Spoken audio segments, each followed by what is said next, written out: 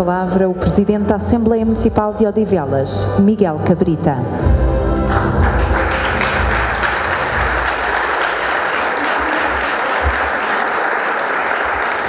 Bem, muito boa noite a todos. Faço meus os cumprimentos que o Hugo Martins dirigiu para também pouparmos tempo e ganharmos tempo para ouvirmos o nosso convidado principal desta noite. Eu queria dirigir a vós breves palavras e para dizer uma coisa diferente daquela que o Hugo disse. É que eu, em 93, quando o António Costa se candidatou a Loures, não tinha uma vida política ativa. Tinha 16 anos, ia fazer 17, já gostava de política. Tinha acesso à política mais através dos meus pais, em casa, ou através de publicações pouco recomendáveis como o Independente, que eu lia avidamente naqueles tempos, sem perceber. Achava muito divertido, era o anticavaquismo, muito entusiasmado, mas de facto hoje em dia se calhar não gostaria tanto de algumas das coisas que eles faziam. Mas nessa campanha de 93, ou ainda bem na pré-campanha, eu estava na Póvoa de Santo Adrião, onde os meus pais viviam e ainda vivem.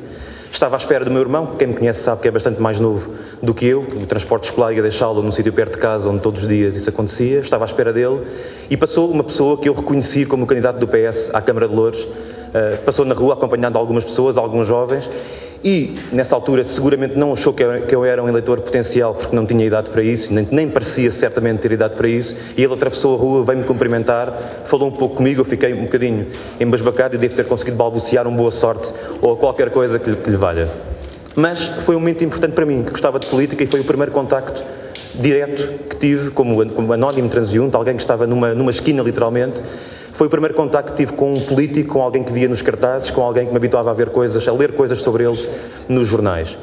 E porquê é que eu falo disto? Falo disto porque hoje em dia nós vivemos um momento que, com as devidas comparações que não são exatas, é um momento que pode chamar muita gente para a política por dar um efeito de realidade às coisas políticas. Falo do processo das primárias.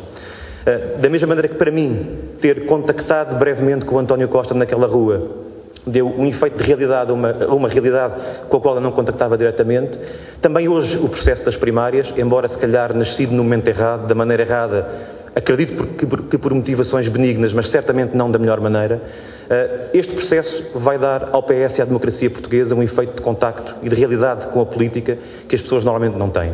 Nós sabemos que as pessoas estão afastadas, que a militância partidária é difícil, que a imagem dos políticos e dos partidos não é propriamente a melhor, e estou naturalmente a usar um eufemismo.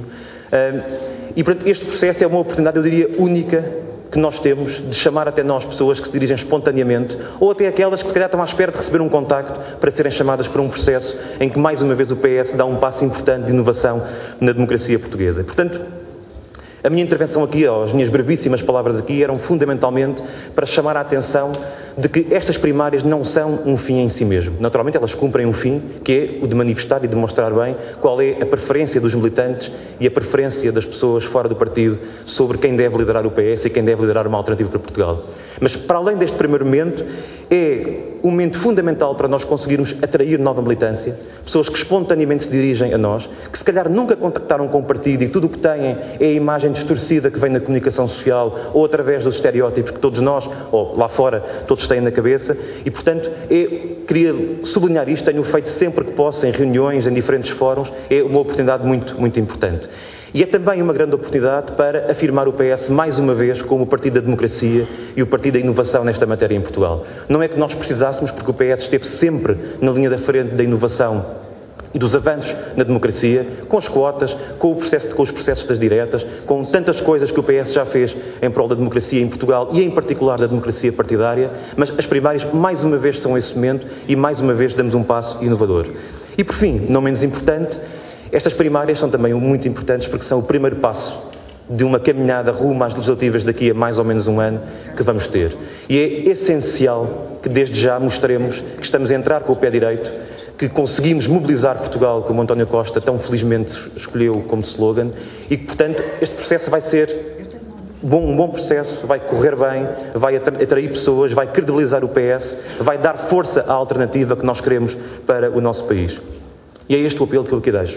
Nós temos que fazer com que este processo corra bem, temos que fazer com que seja participado, com que seja transparente, que decorra com elevação, e eu bem sei que nós em Odivelas, acho eu, temos dado um bom exemplo nisso, porque não vejo nas redes sociais das pessoas que estão eu não tenho Facebook, mas nos Facebooks que existem, não vejo a agressividade que infelizmente parece ter dominado uma parte das pessoas num certo momento.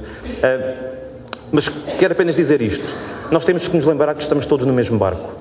E às vezes parece que há pessoas que se esquecem disto.